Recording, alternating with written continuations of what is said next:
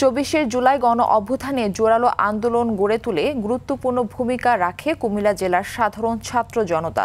আন্দোলন শুরুর পর থেকে বিজয়ের আগ মুহূর্ত পর্যন্ত স্বৈরাচার হাসিনার বৈষম্যের বিরুদ্ধে রাজপথে লড়াই চালিয়ে যায় এই জেলার মানুষ। অভ্যুত্থানের বর্ষপূর্তিতে বিজয়ের আনন্দের পাশাপাশি শহীদদের জন্য শোকাহত তারা। কুমিল্লা থেকে আবুল খায়েরের পাঠানো তথ্যচিত্রে আরও জানাচ্ছেন আব্দুল হামিদ।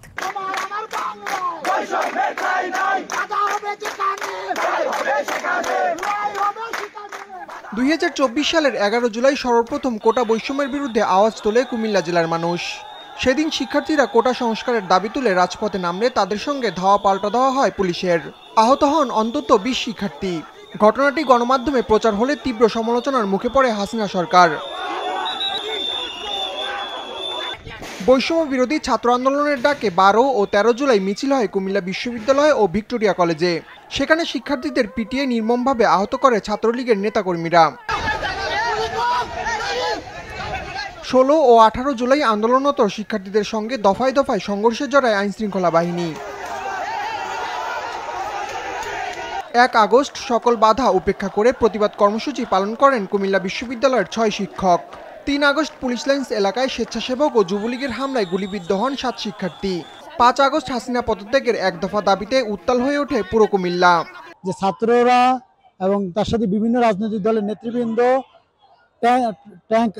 আর্মির ট্যাঙ্ক আটকে রেখেছিল, আর্মির এপিসি আটকে রেখেছিল এবং বলতেছিল আপনারা কোনোভাবে আমাদেরকে রেখে যাইতে পারবেন না।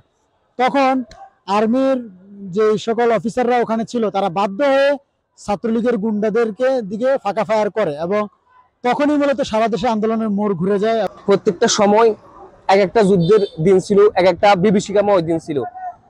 প্রত্যেকটা দিনে আমরা একসময় শুনছি যুদ্ধ হয়েছিল, কিন্তু আমরা তখনকার সময় যুদ্ধের স্বয়ং সাক্ষী ছিলাম। আমরা তখন প্রত্যেকটা মুহূর্তে মনে হতো যে আমরা এই মনে মারা যেতে পারি। যখন আমরা ইন্টারনাল ব্যাপারগুলো জানতে পারি একজনের পর একজনকে মারতেছে, তখন আসলে ঘরে বসে থাকা আর হয় নাই, ঘরে বসে থাকতে পারি নাই। যে প্রত্যাশা নিয়ে আন্দোলনে ঝাঁপিয়ে পড়েছিলেন কুমিল্লাবাসী, বৈষম্যমুক্ত নতুন বাংলাদেশ গঠনের মাধ্যমে তার পূর্ণতা দেখতে চান তারা। আব্দুল হামিদ, RTV।